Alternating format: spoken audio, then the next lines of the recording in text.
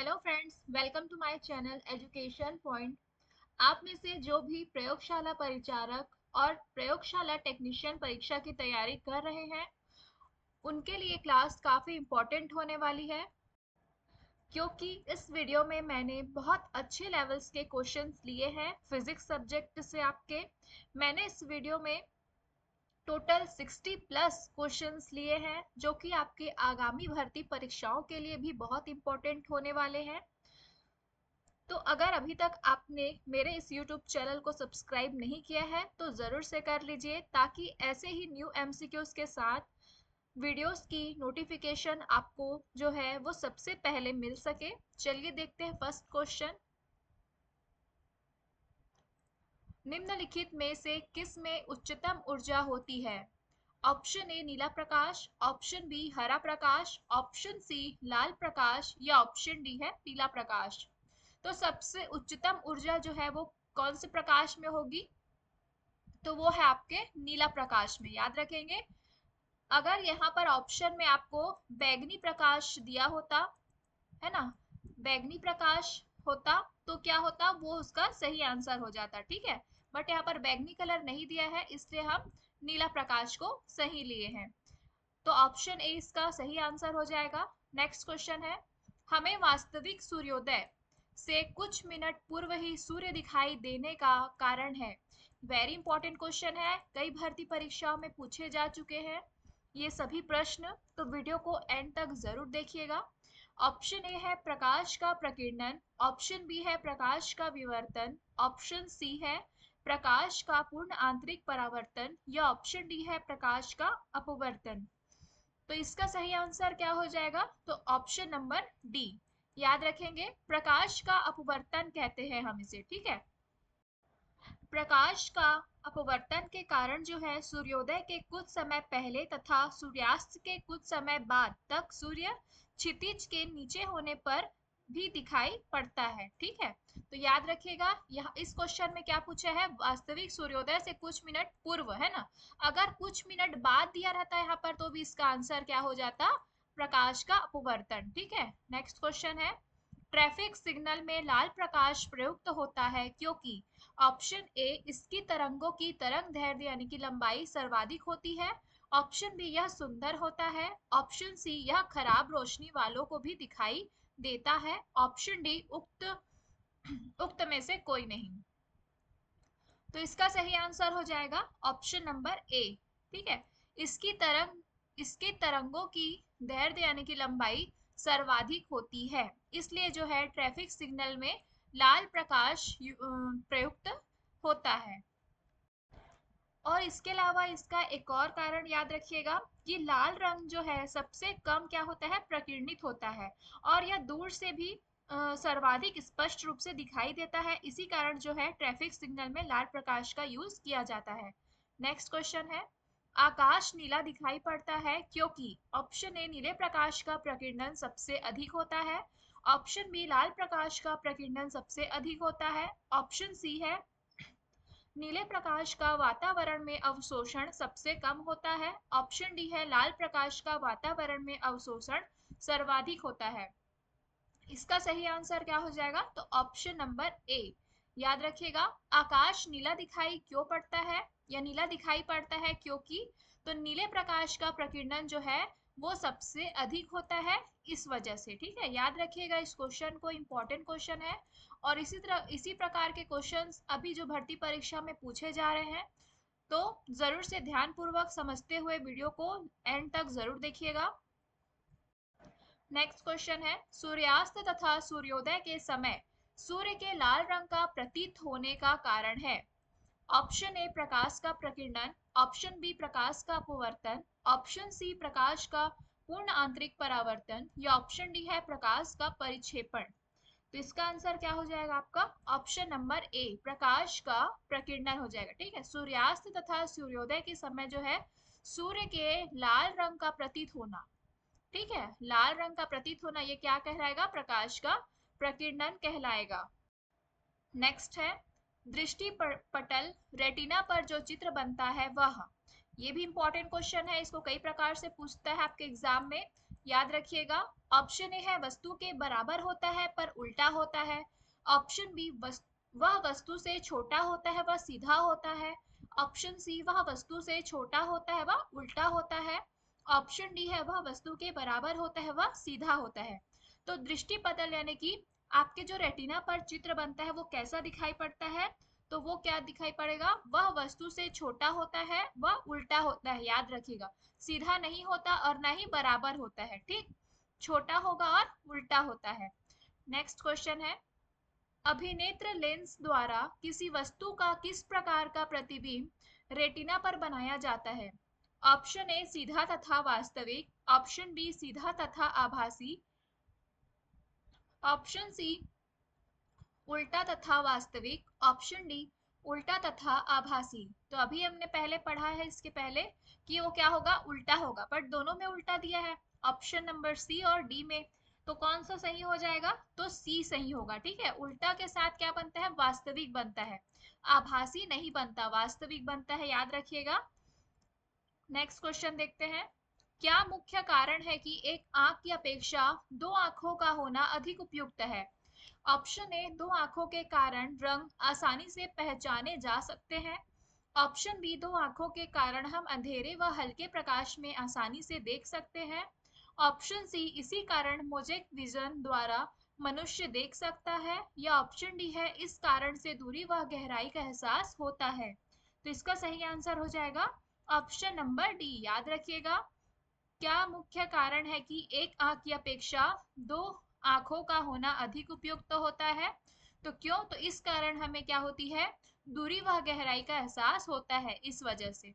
Next है, किसी तारे का रंग दर्शाता है। ऑप्शन ए उसकी पृथ्वी से दूरी, ऑप्शन बी उसका ताप, ऑप्शन सी उसकी ज्योति, या ऑप्शन डी उसकी सूर्य से दूरी। ये भी इंपॉर्टेंट क्वेश्चन है। इसका सही आंसर हो जाएगा उसका ताप, ऑप्शन बी इसका सही आंसर है। नेक्स्ट क्वेश्चन है, उससे पहले फ्रेंड्स ये जो सारे क्वेश्चन है इसमें टोटल 60 प्लस एमसीक्यूज है, वो सारे जो है प्रकाश टॉपिक से रिलेटेड है, आपके फिजिक्स से। आपको इसके अलावा दूसरी वीडियो देखने की जरूरत ही नहीं पड़ेगी, बस आप इस वीडियो को एंड तक जरूर देखिएगा, उससे आपको पता बिल्कुल चल जाएगा कि इसमें कितने अच्छे लेवल्स के क्वेश्चंस लिए गए हैं। चलिए देखते हैं नेक्स्ट क्वेश्चन, वायुमंडल में प्रकाश के विसरण का कारण है। Option A carbon dioxide, option B धूल कण, option C helium, option D जल वाष्प। तो वायुमंडल में प्रकाश के विसरण का क्या कारण है, तो वो है आपका धूल कण। याद रखिएगा, ऑप्शन बी इसका सही आंसर हो जाएगा। तो ऐसा क्यों होता है, तो सूर्य का जो प्रकाश है विभिन्न रंगों का मिश्रण होता है उसमें, है ना, जब वह वायुमंडल से होकर गुजरता है तो मार्ग में आने वाले हवा के अणुओं तथा धूल एवं अन्य पदार्थों के सूक्ष्म कणों द्वारा क्या होता है, इसका प्रकीर्णन होता है। क्या होता है, प्रकीर्णन होता है, याद रखेंगे। नेक्स्ट क्वेश्चन है, निम्न में से किस रंग का सबसे लंबा तरंग दैर्ध्य है। ऑप्शन ए हरा, ऑप्शन बी पीला, ऑप्शन सी नीला, या ऑप्शन डी लाल। इसका सही आंसर हो जाएगा ऑप्शन नंबर डी लाल का। ठीक है, लाल का है। अगर जो ये जो है सबसे लंबा तरंग दैर्ध्य है ना, लाल जो है ये सबसे लंबा तरंग दैर्ध्य है। लेकिन जब आपसे पूछेगा सबसे कम, है ना, सबसे कम तरंग दैर्ध्य किसका होगा, तो वो आपका हो जाएगा बैगनी रंग का। याद रखिएगा, बैगनी रंग का। ठीक है, नेक्स्ट क्वेश्चन है, सूर्य के प्रकाश के अदृश्य भाग से प्रकाश संश्लेषण किया जाता है कुछ। ऑप्शन ए वृक्षों द्वारा, ऑप्शन बी कवक द्वारा, ऑप्शन सी बैक्टीरिया द्वारा, या ऑप्शन डी फफूंद के द्वारा। ये क्वेश्चन भी भर्ती परीक्षा में पूछा गया है, याद रखिएगा इसे। इसका सही आंसर हो जाएगा ऑप्शन नंबर सी, बैक्टीरिया के द्वारा। ठीक है, सूर्य के प्रकाश के अदृश्य भाग से जो है प्रकाश संश्लेषण किया जाता है कुछ बैक्टीरिया के द्वारा। और ये बैक्टीरिया द्वारा किस प्रकार किया जाएगा, तो गहरे समुद्र में, याद रखिएगा, गहरे समुद्र में ना, गहरे समुद्र में सतह से ना, सतह से 400 से 400 से 8000, याद रखिएगा 8000 फीट तक की गहराई में पाए जाने वाले जो जीवाणु हैं, जैसे कि उसे क्या कहेंगे हम, उनका नाम भी याद रखिएगा, ग्रीन सल्फर बैक्टीरिया। क्या है? तो ग्रीन सल्फर बैक्टीरिया। ठीक है, ये जो है ये अवरक्त विकिरण के प्रयोग द्वारा जो है प्रकाश संश्लेषण कर ऊर्जा उत्पन्न करते हैं। ठीक है, इसका नाम याद रखिएगा, green sulphur bacteria. Next question देखते हैं। हमें हरी घास का रंग हरा दिखाई देता है क्योंकि ऑप्शन ए, यह हरे रंग के प्रकाश को हमारी आंखों पर परावर्तित करती है। ऑप्शन बी, यह हरे रंग के प्रकाश को अवशोषित करती है। ऑप्शन सी, यह हरे रंग के अतिरिक्त सभी रंगों के प्रकाश को परावर्तित करती है। या ऑप्शन डी है उपरोक्त में से कोई नहीं। इसका सही आंसर है ऑप्शन नंबर ए, यह हरे रंग के प्रकाश को हमारी आंखों पर क्या करती है? परावर्तित करती है, इसलिए हमें जो है हरी घास का रंग जो है हरा दिखाई पड़ता है, परावर्तित करती है इस वजह से। नेक्स्ट क्वेश्चन है, कार में पीछे के यातायात के दृश्य अवलोकन के लिए किस प्रकार के शीशे का प्रयोग होता है? ये भी इंपॉर्टेंट क्वेश्चन है, याद रखिएगा। ऑप्शन ए अवतल दर्पण का, ऑप्शन बी बेलनाकार दर्पण, ऑप्शन सी उत्तल दर्पण या ऑप्शन डी है समतल दर्पण। इसका आंसर हो जाएगा ऑप्शन नंबर सी, याद रखिएगा उत्तल दर्पण। अब उत्तल दर्पण के बारे में जान लीजिए। उत्तल दर्पण द्वारा क्या होता है, प्रतिबिंब जो है वो आभासी बनेगा, याद रखिएगा इसे, आभासी, आभासी बनेगा, सीधा एवं वस्तु से छोटा बनता है।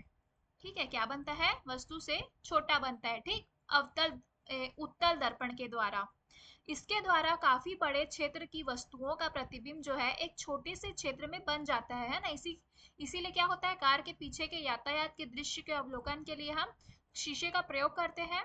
जैसे ये गाड़ी है तो इसके साइड साइड में जो शीशा लगा होता है ना शुरू में, ठीक है, गाड़ी के साइड साइड में जो शीशा लगा होता है इसे ही क्या कहते हैं? उत्तल दर्पण कहेंगे ना शीशे को। उत्तल दर्पण के कारण होता है ये। इस प्रकार उत्तल दर्पण का दृष्टि क्षेत्र जो है वो अधिक हो जाता है, इसलिए इसे मोटर वाहनों तथा बसों में चालक के बगल में पीछे के ट्रैफिक के देखने के लिए जो है हम लगाते हैं। नेक्स्ट क्वेश्चन देखते हैं। दाढ़ी बनाने के लिए काम में लेते हैं, ये क्वेश्चन भी पूछा गया है आपके एग्जाम में। ऑप्शन ए है अवतल दर्पण, ऑप्शन बी समतल दर्पण, ऑप्शन सी उत्तल दर्पण या ऑप्शन डी है इनमें से कोई नहीं। अब इसका आंसर क्या हो जाएगा? तो ऑप्शन नंबर ए अवतल दर्पण। कार के पीछे के दृश्य को देखना था तो हमने उत्तल दर्पण का यूज किया। अब दाढ़ी बनाने के लिए कौन से दर्पण का यूज करेंगे? तो अवतल दर्पण का। ठीक है, इसके द्वारा जो है प्रतिबिंब दर्पण के सामने बड़ा बनता है, इसलिए इस दर्पण का प्रयोग किया जाता है दाढ़ी बनाने में। ठीक है, नेक्स्ट क्वेश्चन है, निम्नलिखित में किसका वेग अधिकतम होता है? ऑप्शन ए कास्मिक किरण, ऑप्शन बी प्रकाश, ऑप्शन सी है इलेक्ट्रॉन, ऑप्शन डी पराध्वनिक किरण। तो किसका वेग अधिकतम होगा इन चारों ऑप्शन में से? तो वो है प्रकाश का, याद रखिएगा ऑप्शन बी सही आंसर है। नेक्स्ट है, निम्नलिखित में से कौन सा कथन जो है वो सत्य है? ऑप्शन ए प्रकाश का वेग अधिक होता है, ऑप्शन बी प्रकाश का वेग सबसे अधिक होता है, ऑप्शन डी आकाशीय पिंडों का वेग सबसे अधिक होता है, या ऑप्शन डी है रॉकेट का वेग सबसे अधिक होता है। तो रॉकेट है, आकाश पिंड है, इस सबसे ज्यादा वेग किसका होगा? प्रकाश का, है ना। तो ऑप्शन ए इसका सही आंसर हो जाएगा। नेक्स्ट है, प्रकाश के अपवर्तन का उपयोग किस उपकरण में नहीं किया जाता है? ध्यान देंगे, नहीं पूछा है। Option A prism, option B दूरबीन, option C microscope, option D है दर्पण। इसका सही आंसर है ऑप्शन नंबर डी दर्पण। ठीक है, दर्पण क्यों इसका आंसर होगा? क्योंकि इसमें क्या होता है? परावर्तन होता है, याद रखिएगा, ना कि अपवर्तन। ठीक है, दर्पण में परावर्तन होता है।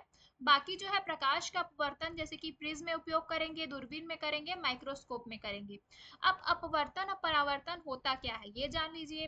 परावर्तन जो है, परावर्तन का मतलब जब प्रकाश की किरण किसी चिकनी सतह पर पड़ती है तो वह पुनः जो है वापस लौट जाती है, उसे हम क्या कहते हैं, परावर्तन, है ना।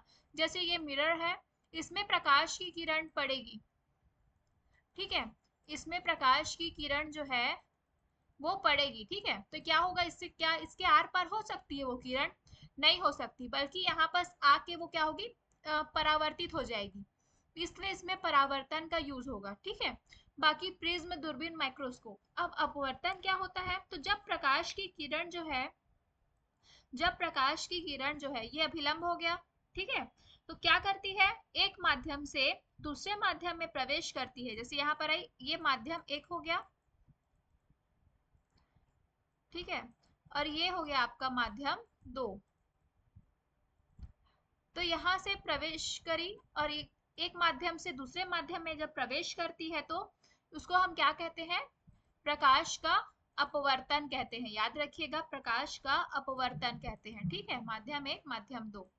नेक्स्ट क्वेश्चन है, प्रकाश का अपवर्तन किस नियम का पालन करता है, ये भी वेरी इंपॉर्टेंट क्वेश्चन है, याद रखिएगा। ऑप्शन ए स्नेल का नियम, ऑप्शन बी न्यूटन का नियम, ऑप्शन सी जूल का नियम, या ऑप्शन डी है ओम का नियम। तो इसका सही आंसर कौन सा हो जाएगा, ऑप्शन नंबर ए, स्नेल का नियम का पालन करता है। नेक्स्ट है, प्रकाश के परावर्तन के नियम का क्या अर्थ है। ऑप्शन ए आपतन कोण, परावर्तन कोण, यहाँ पर जो अलग अलग चिन्ह दिए हैं ना, इसी से आपको आंसर लगाना है। ऑप्शन बी आपतन कोण, परावर्तन कोण, ऑप्शन सी आपतन कोण या परावर्तन कोण, और ऑप्शन डी है आपतन कोण और परावर्तन कोण का कोई संबंध नहीं है, तो ये तो हो नहीं सकता। तो प्रकाश के परावर्तन के नियम का अर्थ जो होता है वो होता है कि आपतन कोण बराबर होता है परावर्तन कोण के, ठीक है, ऑप्शन ए इसका सही आंसर हो जाएगा। नेक्स्ट है, वायुमंडल में सूर्यास्त के समय आकाश लाल क्यों दिखाई देता है, ये भी इंपॉर्टेंट क्वेश्चन है। ऑप्शन ए परावर्तन के कारण, ऑप्शन बी अपवर्तन के कारण, ऑप्शन सी विवर्तन के कारण, या ऑप्शन डी है प्रकाश के प्रकीर्णन के कारण। तो इसका सही आंसर क्या हो जाएगा, प्रकीर्णन का यूज होगा ना, इसमें रंग दिखाई पड़ रहा है कि आकाश लाल है, नीला है ना, तो ये किसके वजह से पता चलता है हमें, प्रकाश के प्रकीर्णन के कारण, ठीक है, ऑप्शन डी सही आंसर है इसका। नेक्स्ट क्वेश्चन है, जब प्रकाश एक माध्यम से दूसरे माध्यम में प्रवेश करता है तो क्या बदलता है। ऑप्शन ए वेग, ऑप्शन बी आवृत्ति, ऑप्शन सी समयावधि, या ऑप्शन डी है इनमें से कोई नहीं। तो जब प्रकाश एक माध्यम से दूसरे माध्यम में प्रवेश करता है तो उसका वेग बदलता है, याद रखिएगा। नेक्स्ट है, प्रकाश का प्रतिवर्तन किस सिद्धांत पर आधारित है, याद रखिएगा, प्रकाश का प्रतिवर्तन। ऑप्शन ए अपवर्तन, ऑप्शन बी परावर्तन, ऑप्शन सी विवर्तन, ऑप्शन डी प्रकाश का ध्रुवीकरण। इसका सही आंसर हो जाएगा आपका ऑप्शन नंबर बी, परावर्तन। नेक्स्ट क्वेश्चन है, निर्वात में प्रकाश की गति क्या होती है। ऑप्शन ए 3 लाख किलोमीटर प्रति second, option B 1.5 lakh kilometre प्रति second, option C 1 lakh kilometre प्रति सेकंड, या ऑप्शन डी है 50,000 किलोमीटर प्रति सेकंड। तो यहाँ पर आपसे निर्वात में प्रकाश की गति पूछा है, तो वो हो जाएगी आपकी 3 लाख किलोमीटर प्रति सेकंड, याद रखिएगा, ऑप्शन ए इसका सही आंसर है। नेक्स्ट है, प्रकाश की गति किसके बीच से जाते हुए न्यूनतम होगी, ये भी वेरी इंपॉर्टेंट क्वेश्चन है, इसको भी याद रखिएगा जरूर से। ऑप्शन ए है कांच में, ऑप्शन बी निर्वात में, ऑप्शन सी जल में, या ऑप्शन डी है वायु में। तो इसका सही आंसर हो जाएगा ऑप्शन ए, कांच, ठीक है। ये जो कांच, निर्वात, जल, वायु, ये जो तीनों हैं इनसे ज्यादा क्या होता है, कांच। कांच में कांच का अपवर्तनांक जो है वो सबसे ज्यादा होता है, इसलिए प्रकाश की गति कांच में क्या होती है, न्यूनतम होती है। किस वजह से, तो कारण जो है उसका ये है कि कांच का जो अपवर्तनांक है, याद रखिएगा, कांच का जो अपवर्तनांक है ये जो है सबसे ज्यादा होता है, क्या होता है, सबसे ज्यादा होता है। इस कारण क्या होती है प्रकाश की जो गति है वो कांच में न्यूनतम होती है। नेक्स्ट क्वेश्चन है, प्रकाश तरंगों के वायु से कांच में जाने पर जो चर यानी कि वेरिएबल्स प्रभावित होते हैं वह है। ऑप्शन ए तरंग दैर्ध्य, आवृत्ति और वेग, ऑप्शन बी वेग और आवृत्ति, ऑप्शन सी तरंग दैर्ध्य और आवृत्ति, ऑप्शन डी है तरंग दैर्ध्य और वेग। इसका सही आंसर हो जाएगा ऑप्शन नंबर डी, तरंग दैर्ध्य और वेग। ठीक है, क्योंकि आवृत्ति है ये जो है ये कभी परिवर्तित नहीं होती, याद रखिएगा, कभी परिवर्तित नहीं होती। ठीक है, तो ऑप्शन डी इसका सही आंसर हो जाएगा। नेक्स्ट है, जब प्रकाश की किरण सघन माध्यम से विरल माध्यम में गमन करती है तो ऑप्शन ए इसकी चाल बढ़ जाती है तथा यह विलंब से दूर हट जाती है, ऑप्शन बी इसकी चाल बढ़ जाती है तथा यह विलंब की ओर झुक जाती है, ऑप्शन डी ऑप्शन सी इसकी चाल घट जाती है तथा यह विलंब से दूर हट जाती है, ऑप्शन डी इसकी चाल घट जाती है तथा यह विलंब की ओर झुक जाती है। तो इसका सही आंसर क्या हो जाएगा, ऑप्शन नंबर ए, इसकी चाल बढ़ जाएगी, क्योंकि सघन माध्यम से विरल माध्यम में है तो इसकी चाल जो है वो बढ़ जाती है और यह विलंब से दूर हट जाती है, याद रखिएगा। नेक्स्ट है, निम्नांकित ऊर्जा रूपांतरणों में से किसके द्वारा प्रकाश संश्लेषण की क्रिया संपादित होती है। ऑप्शन ए प्रकाश से रासायनिक ऊर्जा, ऑप्शन बी प्रकाश से ताप ऊर्जा, ऑप्शन सी ताप से जैव रासायनिक ऊर्जा, या ऑप्शन डी है उष्मा से गतिज ऊर्जा। इसका सही आंसर है ऑप्शन ए प्रकाश से रासायनिक ऊर्जा। नेक्स्ट है, प्रकाश सजावट तथा विज्ञापन के लिए विसर्जन नलिकाओं में प्रयुक्त होने वाली गैस है। Option A carbon dioxide, option B ammonia, option C sulphur dioxide, या ऑप्शन डी है नियॉन। तो इसका सही आंसर है ऑप्शन डी नियॉन, याद रखेंगे। प्रकाश सजावट तथा विज्ञापन के लिए विसर्जन नलिकाओं में प्रयुक्त होने वाली गैस कौन सी है, तो नियॉन है। ठीक है, और नियॉन के बारे में जान लीजिए, ये जो नियॉन गैस है ये विसर्जन जैसे कि लैंपों एवं ट्यूबलाइट तथा प्रतिदीप्ति बल्बों में भरी जाती है। ठीक है, ये जो नियॉन गैस है वो। नेक्स्ट क्वेश्चन है, साबुन के पतले झाग में चमकदार रंगों का बनना किस परिघटना का परिणाम है। ऑप्शन ए बहुलित परावर्तन और व्यतिकरण, ऑप्शन बी बहुलित अपवर्तन और परिक्षेपण, ऑप्शन सी विवर्तन और परिक्षेपण, ऑप्शन डी ध्रुवण और व्यतिकरण।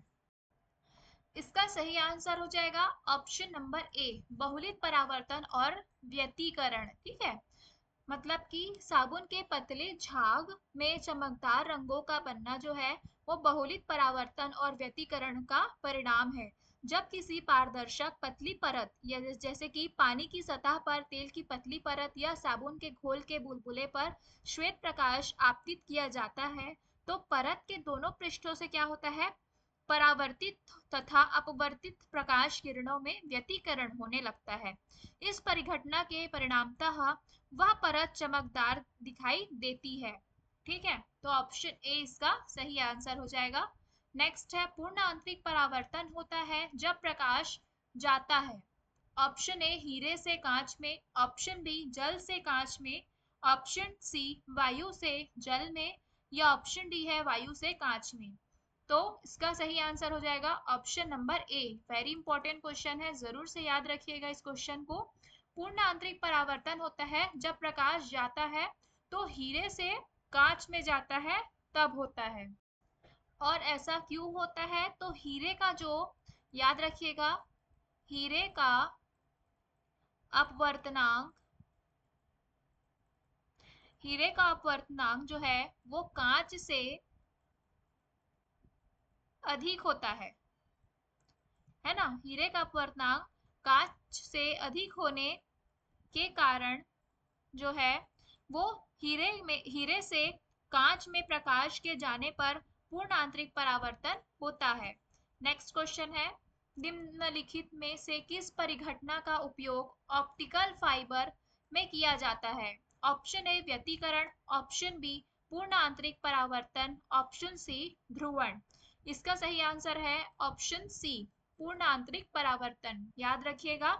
जब किस परिघटना का उपयोग ऑप्टिकल फाइबर में किया जाता है पूछे तो पूर्ण आंतरिक परावर्तन इसका सही आंसर होगा।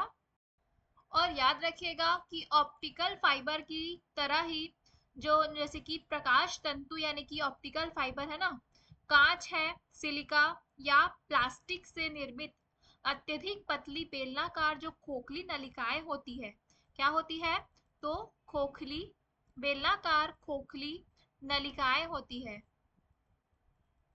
ना, जो प्रकाश के पूर्ण आंतरिक परावर्तन के सिद्धांत पर कार्य करती है ना, इनमें प्रकाश ऊर्जा का किसी प्रकार का क्षय नहीं होता है। ऑप्टिकल फाइबर को ही क्या कहते हैं, तो प्रकाश तंतु कहते हैं, याद रखिएगा, क्या कहते हैं, प्रकाश तंतु कहते हैं।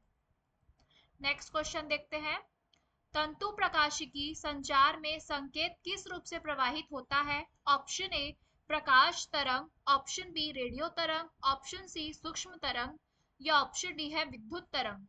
तो इसका सही आंसर है ऑप्शन नंबर ए, प्रकाश तरंग के रूप में प्रवाहित होता है। नेक्स्ट क्वेश्चन है, प्रकाश तंतु यानी कि ऑप्टिकल फाइबर जिस सिद्धांत पर काम करता है वह है। ऑप्शन ए पूर्ण आंतरिक परावर्तन, ऑप्शन बी अपवर्तन, ऑप्शन सी प्रकीर्णन, ऑप्शन डी व्यतिकरण। तो अभी हमने देखा जो प्रकाश तंतु ऑप्टिकल फाइबर है वो पूर्ण आंतरिक परावर्तन के सिद्धांत पर कार्य करता है। नेक्स्ट है, मरीज के पेट के अंदर का परीक्षण करने हेतु डॉक्टरों द्वारा प्रयुक्त एंडोस्कोप, ये वेरी इंपॉर्टेंट क्वेश्चन है, याद रखिएगा, एंडोस्कोप निम्नलिखित में से किस सिद्धांत पर कार्य करता है। ऑप्शन नंबर ए दिया है प्रकाश का परावर्तन, ऑप्शन बी दिया है प्रकाश का प्रकीर्णन, ऑप्शन सी है प्रकाश का अपवर्तन या ऑप्शन डी है प्रकाश का सकल आंतरिक परावर्तन। तो इसका सही आंसर है ऑप्शन नंबर डी, प्रकाश का सकल आंतरिक परावर्तन। नेक्स्ट है, एक एंडोस्कोप है, ऑप्शन ए संकीर्ण दूरदर्शी, ऑप्शन बी कैमरा का प्रकार, ऑप्शन सी सरल सूक्ष्मदर्शी या ऑप्शन डी है इनमें से कोई नहीं। तो इसका सही आंसर है ऑप्शन नंबर डी, इनमें से कोई नहीं। एक एंडोस्कोप है तो एक एंडोस्कोप एक चिकित्सकीय उपकरण है, क्या है, याद रखिएगा, चिकित्सकीय उपकरण, ठीक है। एक एंडोस्कोप है एक चिकित्सकीय उपकरण है, इसे कैमरे का प्रकार कहना क्या होगा, गलत होगा, ठीक है। इसमें जो है वो एक लंबी पतली और लचीली नली होती है जिसमें प्रकाश और एक वीडियो कैमरे की व्यवस्था होती है, ठीक है। इसका उपयोग चिकित्सक मानव शरीर के आंतरिक भागों, है ना, आंतरिक भागों का चित्र लेने के लिए करते हैं। इसे मानव के प्राकृतिक छिद्रों जैसे कि मुंह है, नाक है इत्यादि के रास्ते शरीर में प्रवेश कराया जाता है, उसे ही हम क्या कहते हैं, एंडोस्कोप कहते हैं। याद रखिएगा कि इसे जो है मानव के मुंह, नाक, ठीक है, इत्यादि के रास्ते जो है शरीर के अंदर प्रवेश कराया जाता है। नेक्स्ट क्वेश्चन देखते हैं, मृग मरीचिका का कारण है। ऑप्शन ए प्रकाश का व्यतिकरण, ऑप्शन बी प्रकाश का विवर्तन, ऑप्शन सी प्रकाश का ध्रुवण, ऑप्शन डी प्रकाश का पूर्ण आंतरिक परावर्तन। तो मृग मरीचिका का कारण जो होता है वो प्रकाश का पूर्ण आंतरिक परावर्तन होता है। ऑप्शन नंबर डी इसका सही आंसर होगा। नेक्स्ट क्वेश्चन है,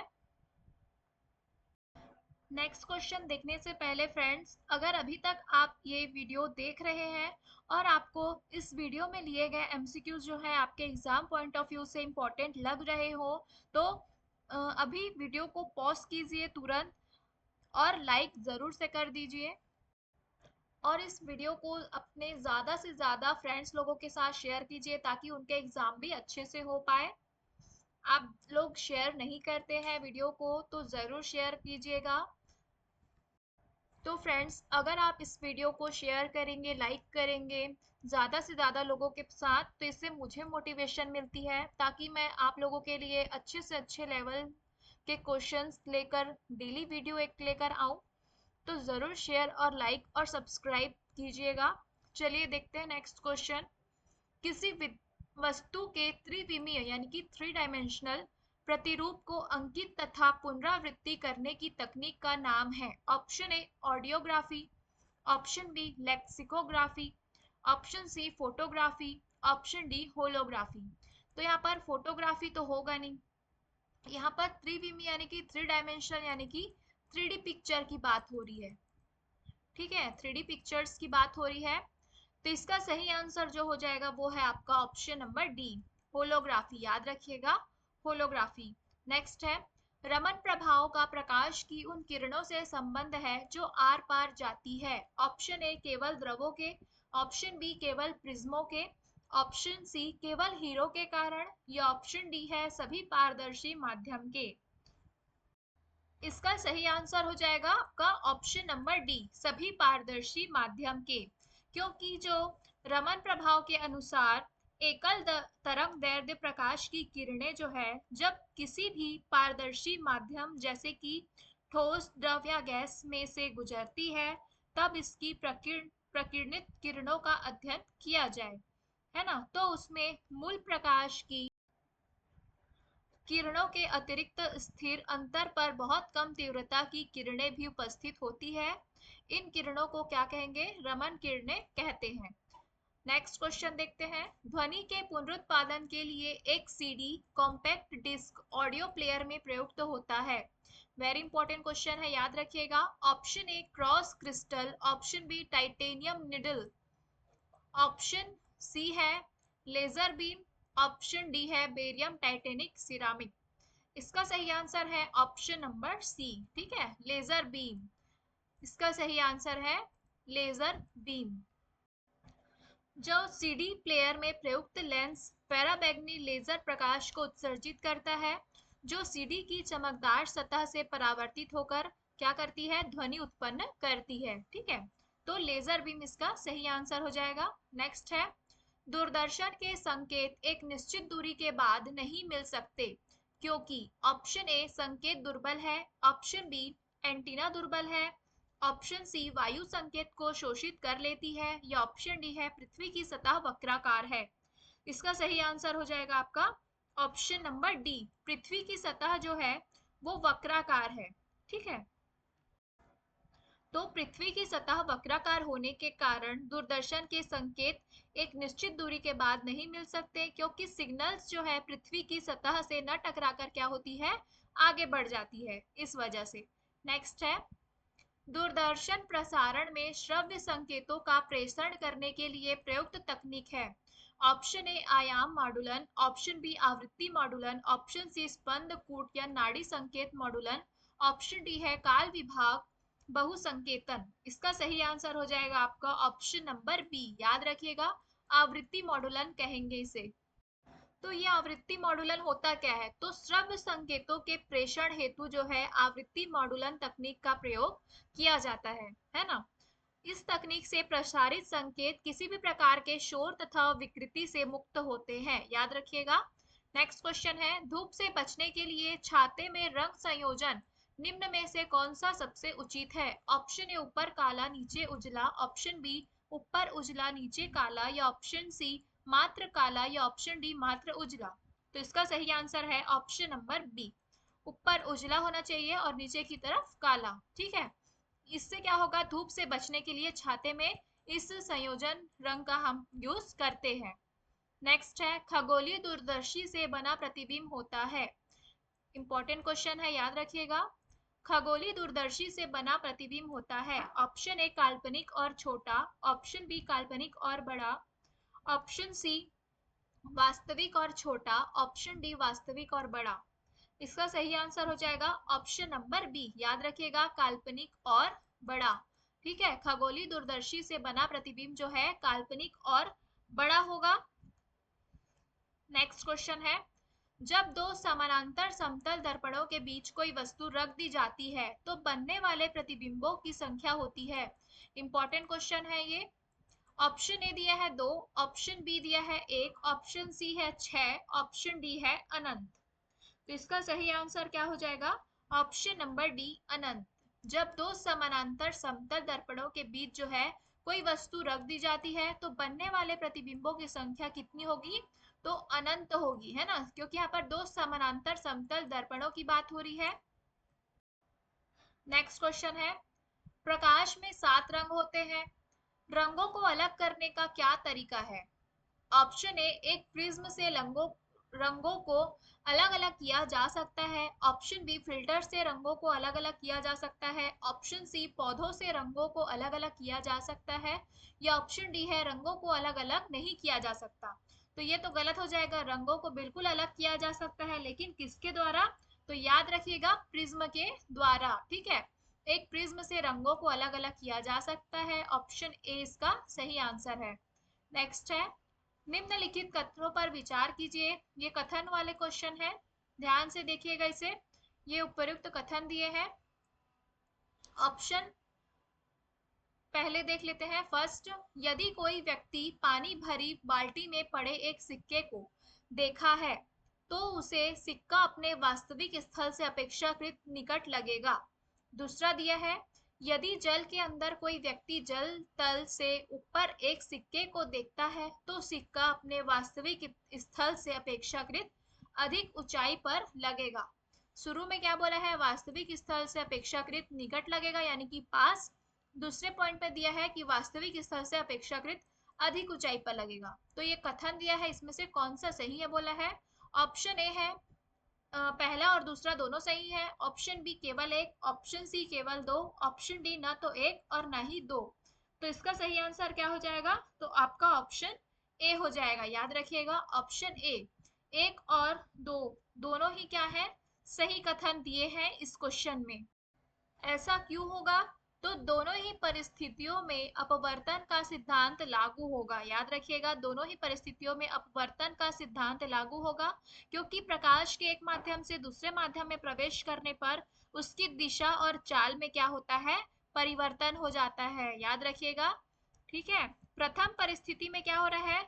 जल से बाहर स्थित प्रेक्षक के संदर्भ में प्रकाश किरण जो है सघन माध्यम जल से विरल माध्यम वायु में प्रवेश करती है। ठीक है, अतः अपवर्तन के कारण जो है सिक्का अपनी वास्तविक स्थिति से निकट प्रतीत होता है। फिर क्या होता है द्वितीय परिस्थिति में?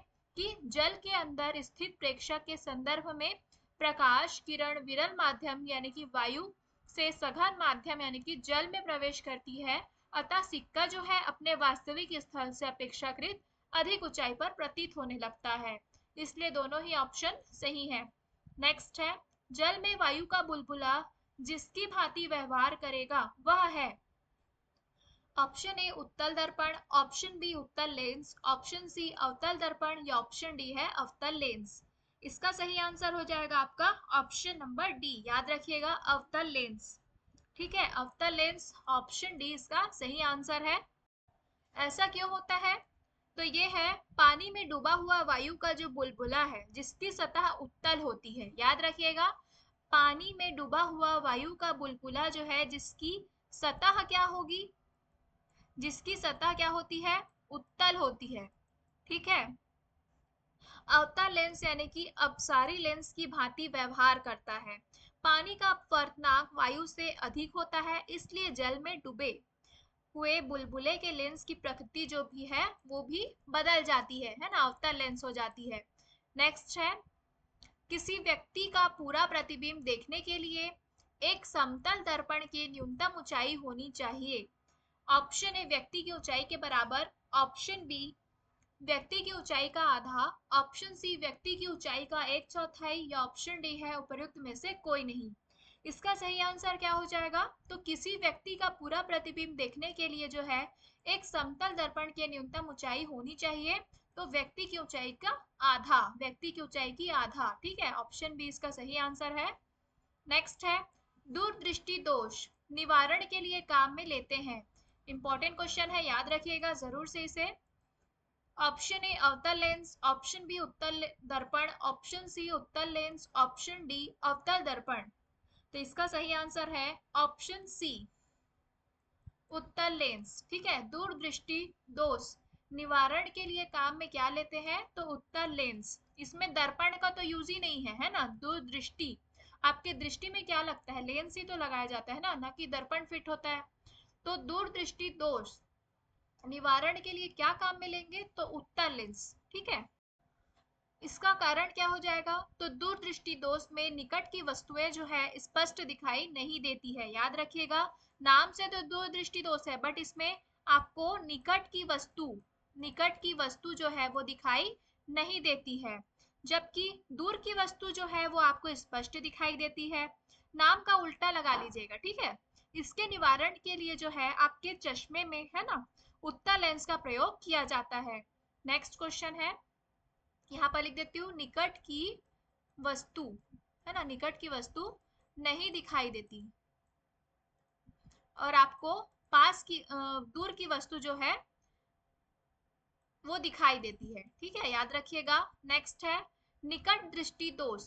अब इसका उल्टा हो जाएगा दूर दृष्टि दोष का, जिसे हम और किस नाम से जानते हैं? तो मायोपिया, ठीक है। दूर करने के लिए निम्नलिखित में से कौन सा लेंस उपयोग में लाया जाता है? ऑप्शन ए उन्नतोदर कॉन्वेक्स, यहाँ पर इसका इंग्लिश फॉर्म दिया है और हिंदी भी दिया है, ठीक है। ऑप्शन बी नतोदर यानी कि कॉनकेव, ऑप्शन सी वर्तुलाकार यानी कि सिलेंड्रिकल, ऑप्शन डी इनमें से कोई नहीं। इसका सही आंसर है ऑप्शन नंबर बी नतोदर कॉनकेव, जिसे हम कॉनकेव लेंस कहते हैं, ठीक है। अवतल या फिर अपसारी लेंस भी कहते हैं, याद रखिएगा। अवतल क्योंकि उसमें उसमें कौन सा, एक सेकेंड, हाँ, अवतल,